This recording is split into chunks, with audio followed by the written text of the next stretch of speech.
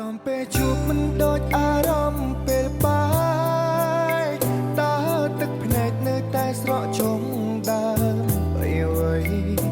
ទោះយំខ្សងអបពីខ្លួនគង់ត្រូវប្រត់តែថ្លៃគ្មានសល់អ្វីសល់ត្រឹមទឹកភ្នែកទុក